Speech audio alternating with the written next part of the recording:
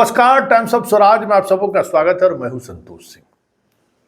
और आज हम टाइम्स ऑफ स्वराज में चर्चा करने जा रहे हैं कि आखिर राजपूत बीजेपी से खपा क्यों है। गुजरात, राजस्थान, मध्य प्रदेश, छत्तीसगढ़, यूपी की तो समझ में आ रही है। बिहार से भी ये खबर आनी शुरू हो गई है कि बिहार में भी सब कुछ ठीक ठाक नहीं है। प्रथम चरण के जिन 4 लोकसभा क्षेत्र में चुनाव हुआ, वहां तो एक जगह राजपूत उम्मीदवार ही नहीं खड़े थे।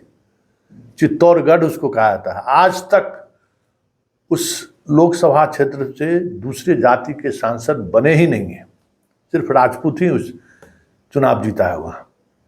फिर क्या हुआ ऐसा भाई कि वहां भी लोगों का कहना है कि कम से कम 10 से 15 हजार ऐसा राजपूत का वोट है जो या तो निकला नहीं या निकला तो नोटा में डाल दिया है। हालांकि सब इस विश्लेषण से सहमत नहीं है। हम कई लोगों से हमने बात की है कि भाई ऐसा खबर आ रही है, तो बोले नहीं, ऐसा तो नहीं होना चाहिए। शहर में पहली बार इतना % ज़्यादा पोल हुआ है। शहर में कभी राजपूत के मोहल्ले में इतना पोलिंग नहीं होता था, पहली बार ऐसा पोल हुआ है, इतना मजबूती के साथ पोल हुआ है। तो सब अपने अपने तरीके से चीज़ों को देख रहे हैं। लेकिन गया में तो तय दिखा कि गया में तो राजपूत वोटर वोट देने के लिए निकला ही नहीं है, जबकि गया में बड़ी आबादी है राजपूतों का। राजपूत गया से चुनाव भी लड़ता है, गया के पास के ही विधानसभा क्षेत्र से, और बड़ी आबादी। अवधेश सिंह वहाँ विधायक भी रह चुके हैं। वहाँ भी 20 से 25% पोलिंग हुआ है। वोट देने के लिए राजपूत निकला ही नहीं है। जमुई में जहाँ कितना मेहनत लेसी सिंह, ये आपको दिग्विजय सिंह की बेटी की है, जबरदस्त चिराग के लिए गांव गांव वो घूमी है, श्रेयसी सिंह। लेकिन आज तक के इतिहास में इतना कम वोट जमुई के राजपूत मतदान केंद्रों पर नहीं हुआ है, जबकि वहां राजपूत बड़ी ही मजबूती से वोटिंग करता है। मतलब इतना कम वोटिंग, महिलाएं तो घर से निकली ही नहीं है और पुरुष भी बहुत कम। जो हार्डकोर मोदी भक्त हैं वैसे ही लोग निकले हैं। में संख्या उस तरीके की राजपूत की नहीं है, बहुत कम संख्या है। फिर भी जो खबर आ रही है वो खबर यही है कि राजपूत चुनाव के प्रति उदासीन दिखे, उस तरीके का फोर्स नहीं दिखा कि हम वोट करने के लिए जाए। जबकि जमुई में राजनाथ सिंह आए थे, औरंगाबाद में योगी आए थे। पूरा औरंगाबाद में अगर ऐसा हो रहा, ऐसी खबर की जानकारी है और लोग कह भी रहे हैं, तो समझिए कि 7 सीट देने के बावजूद भी लोगों के अंदर में बीजेपी नहीं, मोदी को लेकर ठीक चीजें नहीं चल रही हैं। क्या है इसकी वजह? हम बात करते हैं राजस्थान, मध्य प्रदेश, बिहार, उत्तर प्रदेश और छत्तीसगढ़ के चुनाव पर खास नजर रखने वाले पत्रकार दिल्ली से ऋषि मिश्रा से। क्या ऋषि मिश्रा सोचते हैं, चलिए जरा आप भी सुनिए।